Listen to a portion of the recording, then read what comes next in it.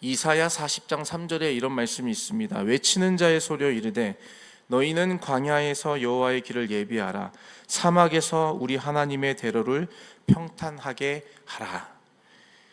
이사야 40장 3절의 이 말씀은 이 메시아, 그리스도로 오실 예수님의 오심을 준비하라는 이사야 선지자의 예언의 말씀입니다. 그리고 이 말씀은 실제로 약 600년 이후에 한 사람에 의해서 이 말씀이 그대로 성취가 되는데요. 그 한 사람이 바로 오늘 우리가 읽었던 이 본문에서 말하고 있는 이 세례 요한인 것이죠. 오늘 본문에서도 보시면 23절에 세례 요한이 이러한 고백을 하고 있습니다. 나는 선지자 이사야의 말과 같이 라고 하면서 그 이사야의 말씀 40장 3절의 말씀을 인용하여 대답을 하고 있어요. 주의 길을 곧게 하라고 광야에서 외치는 자의 소리로다.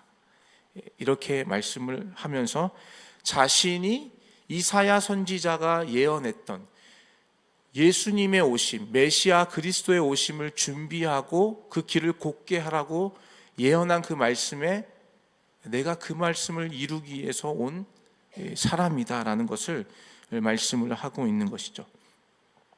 그래서 이 요한이 실제로 그 사역을 감당하면서 주구장창 외쳤던 선포의 내용이 있습니다. 우리가 잘 알고 있는 내용이죠. 회개하라, 천국이 가까이 왔느니라. 이 선포를 이 요한의 사역이 시작하면서부터 유대와 예루살렘의 유대인들에게 선포하였던 내용이죠. 그리고 이 선포는 요한이 했던 이 선포는 예수님께서 사역을 시작하시면서 같은 선포를 하시게 됩니다. 회개하라, 천국이 가까이 왔느니라. 회개를 촉구하며 하나님의 나라를 전파하는 이 요한의 선포는 당시 많은 유대인들에게 다시 오실 메시아, 그 메시아의 약속하심, 구약 성경에서 약속을 주셨던 그 메시아가 오실 것이라는 그 약속을 상기시켜주는 아주 큰 역할을 하고 있는 선포였죠. 그래서 실제로 요한의 이 선포를 듣고 수많은 사람들이 요한에게 나와 세례를 받는 일들이 일어나게 됩니다. 그래서 우리가 요한이라는 이름 앞에 세례라는 닉네임을 붙이게 된 것이 바로 이러한 이유에서 우리가 세례 요한이다 라고 이름을 붙이게 된 것이죠. 여러분, 우리가 좀 분명히 좀 짚고 넘어갈 것이 하나 있는데요. 우리가 지금 요한복음을 읽고 있습니다. 요한복음의 저자는 누군가요? 요한입니다. 그런데 그 요한이라는 이름이 성경에서는 크게 둘로 나뉩니다. 하나는 사도 요한, 그리고 또 하나는 세례 요한. 그러니까 여기서 말하고 있는 요한복음의 저자, 요한복음의 저자는 세례 요한이 아니라 사도 요한이죠. 요한계시록도 짓고 그리고 요한 1, 2, 3서도 지은 그 요한이 바로 사도 요한인데, 지금 사도 요한이 지은 이 요한복음에서 지금 언급하고 있는 세례 요한은 다른 사람을 얘기하는 것이에요. 여러분, 착각하시면 안 되겠습니다. 그런 것을 생각해 두시면서 말씀을 보면 좋을 것 같고요. 그러면서 지금 세례 요한이 주의 복음을, 회개하라 천국이 가까이 왔다라는 이 복음의 말씀을 예수님이 사역을 시작하기 전부터 이 사역을 시작하고 있었던 것이에요. 그러면서 세례 요한에게 많은 사람들이 나오게 됩니다. 세례를 받으려고요. 인기가 많아집니다. 지금으로 표현하면 아주 세례 요한이 그때 당시에 핫한 인물이 된 거예요. 스타가 된 거죠. 흔히 요즘 말로는 인플루언서, 사람들에게 어떤 영향을 주는 온라인상에서나 SNS 상에서 영향을 주는 사람, 많은 팔로워들을 이끌고 있는 인플루언서, 이런 말들을 우리가 흔히 하게 되는데요. 세례 요한이 그때 당시에 그런 인물이 된 거예요. 회개하라, 천국이 가까이 왔다, 이 선포를 하면서 많은 사람들이 이 세례 요한을 주목하기 시작합니다. 주목한 것뿐만이 아닙니다. 많은 사람들이 요한을 따르기 시작했어요. 여기서 따른다라는 것은 단순히 요즘 말로 팔로우를 한다, 팔로우 버튼을 누른다, 그런 의미가 아닙니다. 여기서 말하는 따른다라는 것은 그 요한이 가지고 있는 그 가르침에 대해서 따르기 시작했다라는 것이에요. 다른 말로 요한의 가르침을 받아서 제자가 된 사람들이 많아졌다라는 것이에요. 그래서 실제 복음서에서는 요한의 제자가, 이 세례 요한의 제자가 예수님께 찾아와서 당신이 그 메시아입니까? 라고 물어보는 내용이 그 성경에서 기록을 하고 있는 것을 우리가 알 수 있지 않습니까? 이처럼 지금 요한, 이 세례 요한의 인기가 굉장히 지금 높아지고 있는 거예요. 많은 사람들이 요한을 따르고 있습니다. 따른다라는 것은 방금 말씀드렸던 것처럼 그 가르침을 배우고 그의 제자가 되고 있는 사람들이 많아졌다라는 것이에요. 그러다 보니까 심지어 어떤 일이 일어나냐, 어떤 사람들은 이 세례 요한을 그리스도라고 믿는 사람들도 있었다라는 것이에요. 누가복음 3장 15절에 이렇게 말씀하고 있습니다. 백성들이 바라고 기다림으로 모든 사람들이 요한을 혹 그리스도신가 심중에 생각하니, 요한을 보고, 세례 요한을 보고 저 사람이 그 구약에서 말씀한 메시아 그리스도인가? 이렇게 생각하는 사람들이 있었다라는 것이에요. 이것은 당시 세례 요한이 유대인들 사이에서, 그 지역에서 굉장히 영향력 있는 사람으로 높아지고 있다는 것을 우리에게 분명하게 보여주고 있는 것이죠.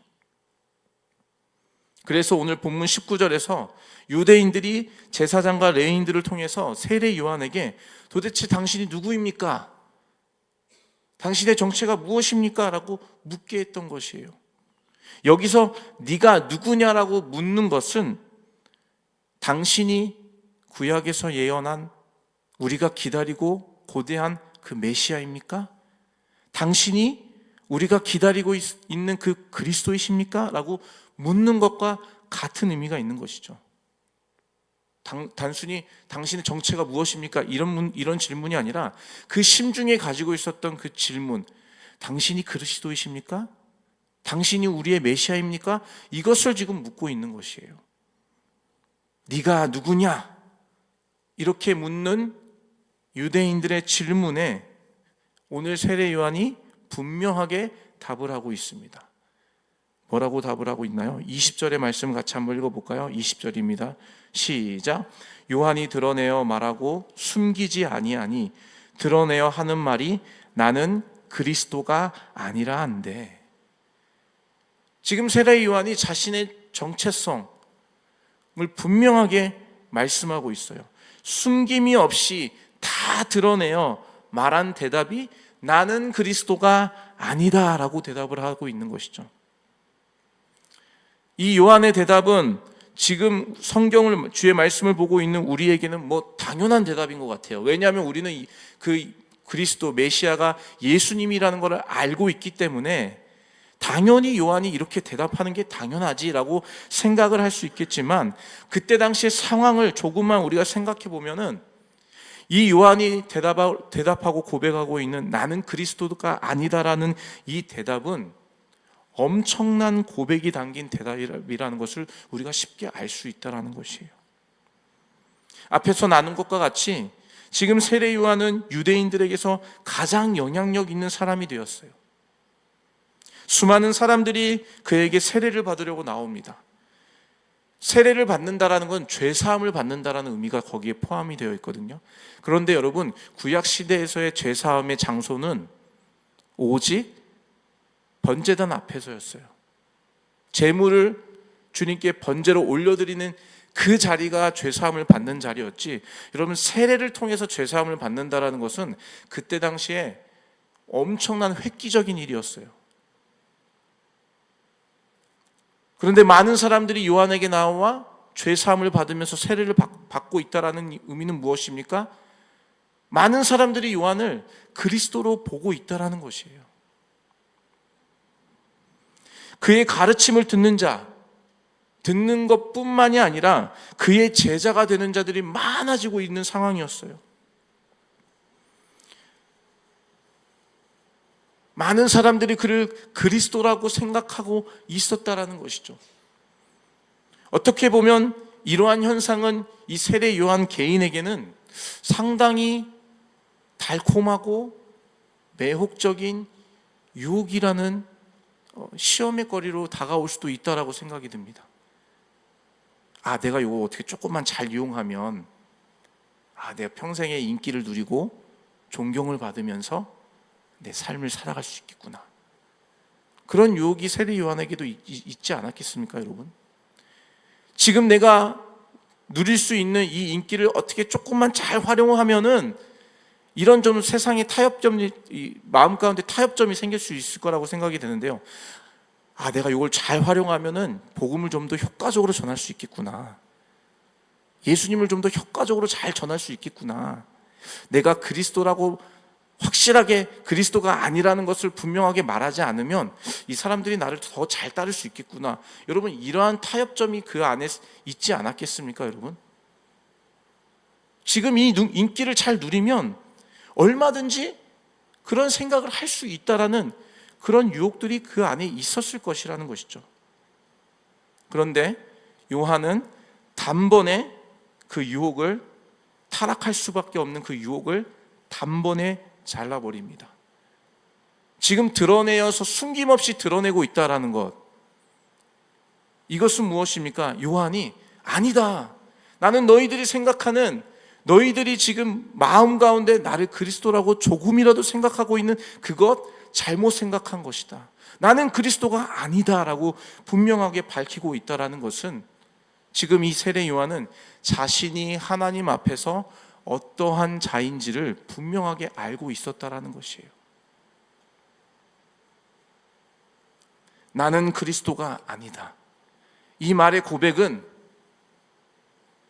나는, 내 삶은 내 것이 아니다.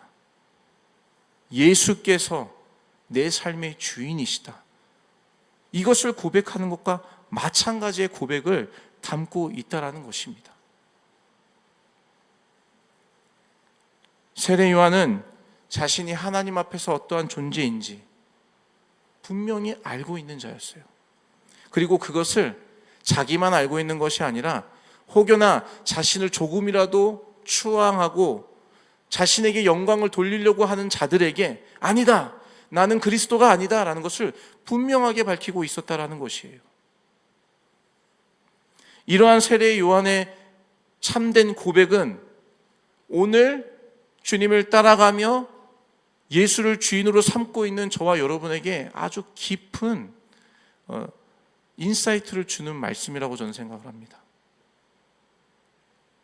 우리는 신앙생활을 하면서 조금이라도 칭찬받고 존경받는 자로 남고 싶어 하는 것 같아요. 나를 위한 것이죠. 교회를 섬기는 것, 봉사의 자리를 감당하는 것, 이 모든 것이 자세히 들여다보면 어떨 때는 하나님의 영광을 위한 순종의 자리로 그 자리에 있는 것이 아니라 나의 유익을 위해서 그 자리에 앉아 있을 때가 있다라는 것이에요. 나를 위한 섬김이, 나를 위한 봉사의 자리를 내가 앉아 있지 않는지를 이 세례 요한의 고백을 통해서 우리는 돌아봐야 된다라는 것이죠. 요한은 자신이 영광받는 그 자리를 다 주님께 올려드렸어요. 내가 아닙니다. 내가 그리스도가 아닙니다. 내 뒤에 오시는 이 그분입니다. 이거를 지금 말씀하고 있는 거 아니겠습니까, 여러분? 여러분, 신앙생활을 하다 보면, 교회 생활을 열심히 하다 보면 주변의 사람들이 칭찬을 해요. 권사님, 집사님, 장로님, 참 귀한 섬김 대단하십니다. 칭찬을 하시죠. 칭찬이 참 감사하죠. 그렇죠? 근데 그런 칭찬을 받다 보면요, 계속 받다 보면 나도 모르는 사이에 착각 속에 빠지게 됩니다. 점점 그 하나님의 영광을 내가 받으려고 해요.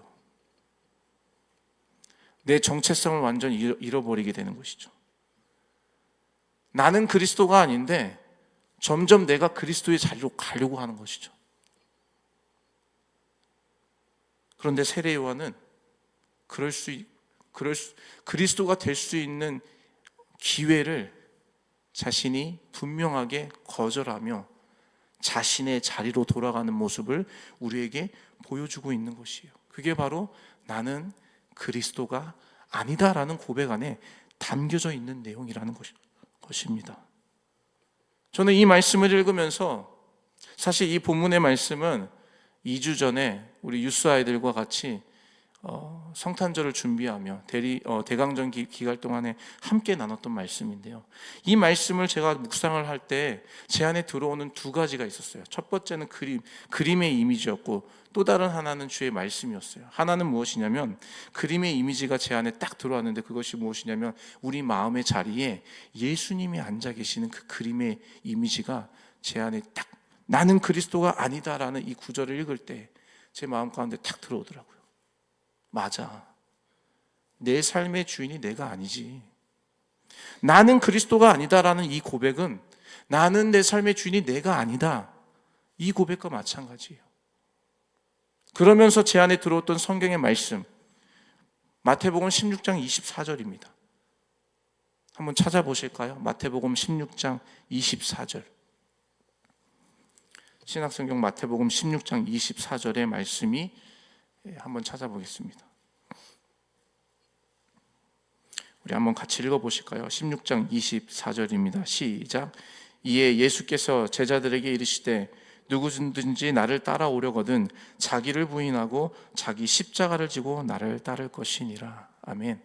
여기서 말씀하고 계시는 예수님께서 누구든지 나를 따라오려면 자기를 부인하고 자기 십자가를 지고 나를 따라야 할 것이다.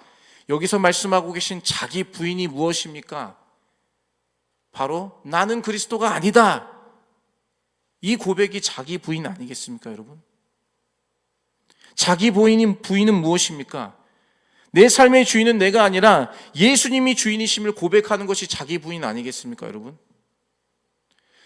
내 마음의 주인된 그 자리가 예수님으로부터 트랜지션이, 예수님이 앉아 계시는 자리로, 내가 앉아 있었던 그 자리가 예수님이 앉으시는 그 자리로 트랜지션이 되는 그 고백이 바로 자기 부인이고요. 그 고백을 지금 세례 요한을 하고 있다는 것이에요. 무엇으로요? 나는 그리스도가 아니다. 저는 이 말씀을 보면서 바른 신앙생활을 하는 자는 자기 주제를 아는 것이구나. 내가 누군지, 하나님 앞에서 내가 누군지, 내 주제를 아는 것이 바른 신앙을 할 수밖에 없는 자구나 라는 생각을 하게 되었어요. 자신의 정체성과 하나님께서 나를 부르신 그 자리가 어딘지를 분명하게 아는 자가 하나님 안에서, 주 안에서 바른 믿음의 생활을 할 수 있는 거구나. 만약에 그것을 혼동하고 있다면 내가 대단한 하나님의 일을 하고 있고 교회에서 엄청난 봉사를 하고 있고 섬김의 자리에 오랜 기간 동안에 어떤 헌신의 자리에 있다 할지라도 그것은 헛될 수밖에 없구나라는 것을 깨닫게 된다는 것이죠. 만약 세례 요한이 이 자기 부인을 하지 않고 사람들의 인기를 즐기면서 자신이 혹 메시아 그리스도로서 주인 행세를 하려고 했다면, 여러분, 세례 요한은 하나님을 대적하는 또 다른 사단의 한 분류가 되었을 것이라고 저는 확신합니다. 여러분, 사단의 존재가 어떻게 시작되었습니까? 하나님을 찬양하는 천사장이었잖아요. 그런데 그가 점점점 타락을 하기 시작해요. 근데 타락의 내용이 무엇입니까? 내가 하나님의 영광을 누리면서부터 그 타락이 시작된 거 아니겠습니까?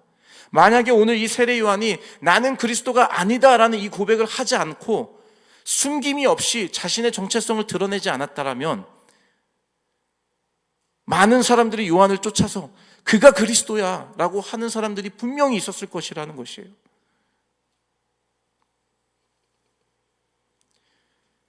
자기를 부인하는 것은 예수님을 믿고 따르는 모든 그리스도인들에게 요구되는 것입니다. 자기 부인이 없이 예수님을 따라간다? 여러분, 그건 있을 수 없는 일이에요. 나를 부인한다, 내 삶의 주인의 자리를 예수님께 드리지 않고 예수님을 따라간다? 여러분, 그건 예수님을 따를 수가 없는 거예요. 따라가는 모습은 있을 수 있지만 그건 예수님께서 인정하시는 섬김과 따름이 아니다라는 것이죠. 내 마음에 있는 주인의 자리를 예수님께 내어드리지 않는 것은 예수님을 구주로 믿는 것이 아니다라는 거예요. 본질적으로요.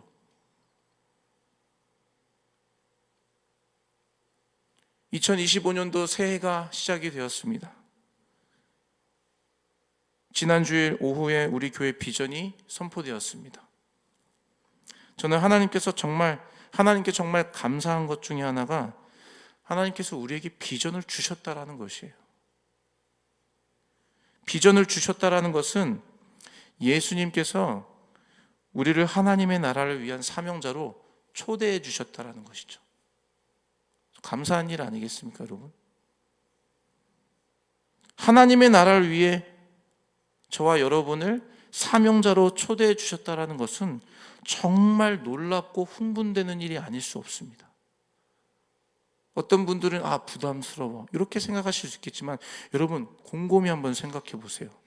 정말 놀랍고 흥분되는 일이에요.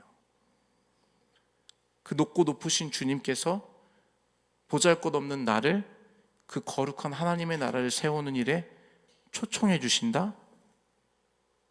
대단한 일 아니겠습니까, 여러분? 그런 의미에서 우리 교회에 비전을 주셨다? 너무너무 감사한 일이라는 것이에요. 흥분되는 일이라는 것이에요.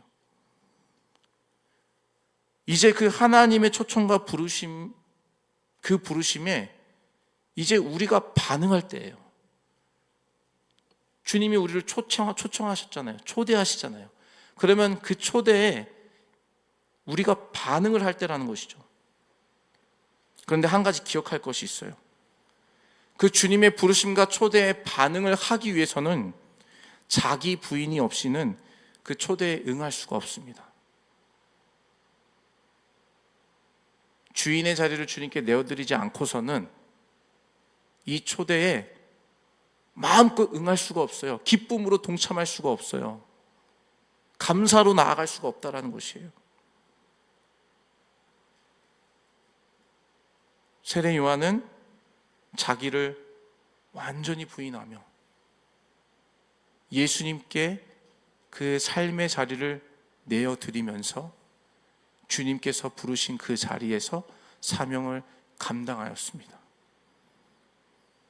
저는 이 말씀을 저와 여러분이 마음에 새기시면서 특별히 오늘 2025년도 우리에게 주신 이 비전의 말씀, 기적을 경험하는 대행진이라는 이 귀한 부르심 앞에 저와 여러분이 나를 부인하면서 삶의 자리를 주님께 내어드리면서 이 놀라운 하나님의 초청과 부르심에 순종함으로 나아가시기를 주님의 이름으로 축복합니다.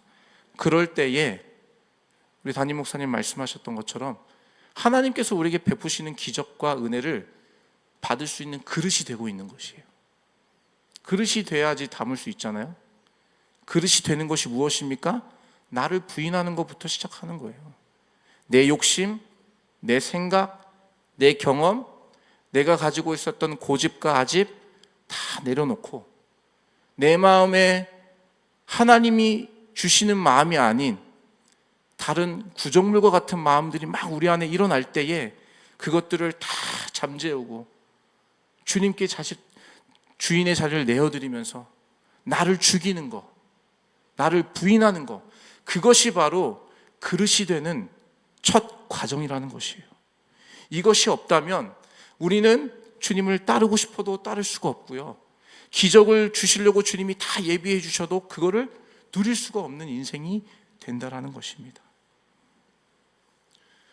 주의 말씀을 읽으면 읽을수록 하나님의 말씀을 가까이 하면 가까이 할수록 주님은 우리에게 분명히 말씀하고 계십니다. 우리가 누구인지를. 우리는 조물주가 아닙니다. 우리는 피조물이죠. 피조물은 무엇입니까? 영광을 받는 자가 아니라 영광을 주님께 돌릴 자라는 것이에요. 우리의 존재가 그렇게 지음을 받았다라는 것입니다. 우리는 누구입니까? 우리는 주인이 아닙니다. 우리는 청지기일 뿐입니다. 청지기는 무엇입니까? 내 뜻을 관철시키고 내 뜻을 주장하는 것이 아니라 하나님 뜻, 아버지의 뜻을 구하며 나아가는 것이 청지기라는 것이에요. 주의 말씀을 가까이 하면 가까이 할수록 하나님께서 우리에게 깨닫게 해주시는 우리의 그 정체성을 분명하게 확인할 수 있다라는 것이죠. 오늘 이 말씀을 통하여서 철저히 나를 부인하여 하나님께 영광 올려드리시는 저와 여러분이 되시기를 예수님의 이름으로 축원합니다.